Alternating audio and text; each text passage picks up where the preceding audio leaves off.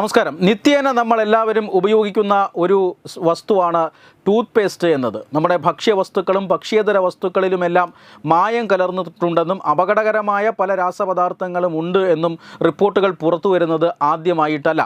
പക്ഷേ ആ റിപ്പോർട്ടുകൾ നിലനിൽക്കുമ്പോഴും ഇത്തരത്തിലുള്ള ഈ മായം ചേർക്കലുകൾ, അപകടകരമായ വസ്തുക്കൾ, മനുഷ്യജീവന് തന്നെ അപകടകരമായ വസ്തുക്കൾ ചേർത്ത് ഈ ഉൽപ്പന്നങ്ങളുടെ മൂല്യം കൂട്ടുക എന്നിങ്ങനെയൊക്കെയുള്ള പ്രവർത്തനങ്ങൾ ഇപ്പോഴും നടന്നു വരുന്നു എന്നാണ് ഈ പുതിയ റിപ്പോർട്ട് നൽകുന്ന സൂചന. അതായത് ടൂത്ത് പേസ്റ്റുകളിൽ നടത്തിയ ഒരു പഠനം, അമേരിക്കൻ ഏജൻസി നടത്തിയ ഒരു പഠന റിപ്പോർട്ടാണ് കഴിഞ്ഞ ദിവസം പുറത്തു വന്നത്. നിങ്ങളിപ്പോൾ കാണുന്നത് ഹിന്ദുസ്ഥാൻ ടൈംസിൽ വന്ന ഒരു വാർത്തയാണ്. അതായത് നമ്മുടെ കുട്ടികൾ ഉൾപ്പെടെ ഉപയോഗിക്കുന്ന ടൂത്ത് പേസ്റ്റുകളിൽ അപകടകരമായ ലോഹവസ്തുക്കളുണ്ട്. ലെഡ്, മെർക്കുറി, അതുപോലെ തന്നെ മറ്റ് ആഴ്സനിക് മുതലായ അപകടകരമായ വസ്തുക്കളുണ്ട്.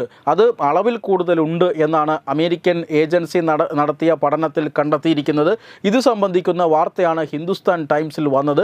ഹിന്ദുസ്ഥാൻ ടൈംസിൽ മാത്രമല്ല, മറ്റ് ദേശീയ അന്തർദേശീയ പത്രങ്ങളിലെല്ലാം തന്നെ ഇതുമായി ബന്ധപ്പെട്ട വാർത്തകളുണ്ട്.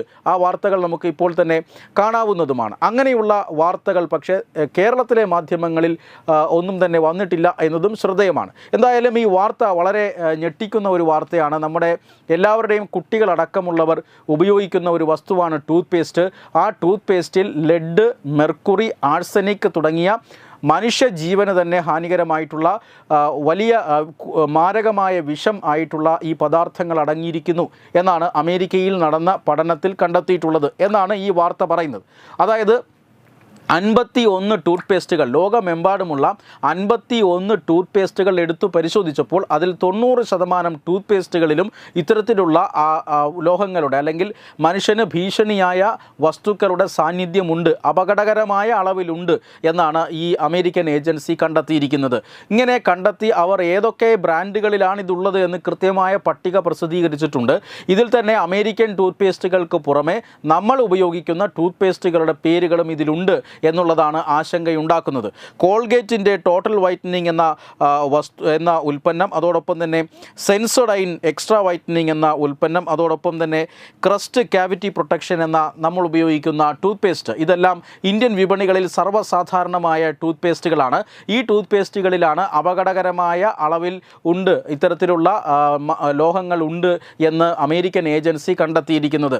അമേരിക്കൻ വിപണികളിൽ നിന്നും കളക്ട് ചെയ്ത സാമ്പിളുകളിന്മേലാണ് ഈ പരിശോധന നടന്നിരിക്കുന്നത്. കാരണം അമേരിക്കയിൽ ഇത്തരം ഉൽപ്പന്നങ്ങളിലൊക്കെ മനുഷ്യജീവന് ഹാനികരമായ വസ്തുക്കൾ ചേർക്കുന്നത് സംബന്ധിച്ച് വളരെ കൃത്യമായ നിയമങ്ങളുണ്ട്. എന്നിട്ട് പോലും ഇത്തരത്തിൽ ഉള്ള വസ്തുക്കൾ കണ്ടെത്തിയിരിക്കുന്നു. ഇന്ത്യൻ വിപണിയെ സംബന്ധിച്ചിടത്തോളം ആണെങ്കിൽ അത്തരം നിയമങ്ങൾ വളരെയധികം അയഞ്ഞതാണ് ഇവിടെ. മാത്രമല്ല, ഇന്ത്യൻ വിപണികളിൽ ലഭിക്കുന്ന അതേ ബ്രാൻഡ് സാധനങ്ങൾ അന്താരാഷ്ട്ര വിപണിയിൽ ഉൽപ്പന്നങ്ങളുടെ ആ ഒരു ക്വാളിറ്റി കൂടിയതായിട്ട് നമ്മൾ കണ്ടിട്ടുണ്ട്. ഇന്ത്യൻ വിപണിയിലേക്ക് വരുമ്പോൾ അത് അത്തരത്തിലുള്ള ക്വാളിറ്റി കുറയുന്നതായും നമ്മൾ പല ഉൽപ്പന്നങ്ങളിലും കണ്ടിട്ടുണ്ട്. അതായത് അമേരിക്കൻ വിപണിയിൽ പോലും ഇത്രയ്ക്ക് വിഷകരമായ വസ്തുക്കൾ അടങ്ങിയ ബ്രാൻഡുകളാണ് ഇത് എങ്കിൽ ഇന്ത്യൻ വിപണികളുടെ കാര്യം പറയേണ്ടതുമില്ല. ഏറ്റവും പ്രധാനപ്പെട്ട കാര്യം, ഈ വാർത്ത കേരളത്തിലെ മാധ്യമങ്ങളിൽ വന്നിട്ടില്ല എന്നുള്ളതാണ്. കാരണം നമുക്കറിയാം, കേരളത്തിലെ മാധ്യമങ്ങൾക്ക് വലിയ രീതിയിലുള്ള പരസ്യ വരുമാനം ലഭിക്കുന്ന ഉൽപ്പന്നങ്ങളാണ് ഇത് എന്ന് നമുക്കറിയാം. കേരളം ഈ ബ്രാൻഡുകളെ സംബന്ധിച്ചിടത്തോളം വളരെ പ്രധാനപ്പെട്ട ഒരു വിപണിയും മാർക്കറ്റുമാണ്. കാരണം കേരളം ഒരു ഉപഭോക്തൃ സംസ്ഥാനമാണ്. കേരളത്തിന് ആവശ്യമായ ഏതാണ്ട് 70-80% വസ്തുക്കളും മറ്റ് സംസ്ഥാനങ്ങളിൽ നിന്ന് കൊണ്ടുവരികയാണ് ചെയ്യുന്നത്. അതുകൊണ്ട് തന്നെ ഇത്തരം ബ്രാൻഡുകൾക്ക് കേരളം വലിയൊരു വിപണിയാണ്. അവർ വലിയ രീതിയിൽ കേരളത്തിൽ പരസ്യം ചെയ്യുന്നുണ്ട്. ഈ പരസ്യങ്ങൾ കേരളത്തിലെ മാധ്യമങ്ങളുടെ ഒരു പ്രധാനപ്പെട്ട വരുമാന മാർഗവുമാണ്.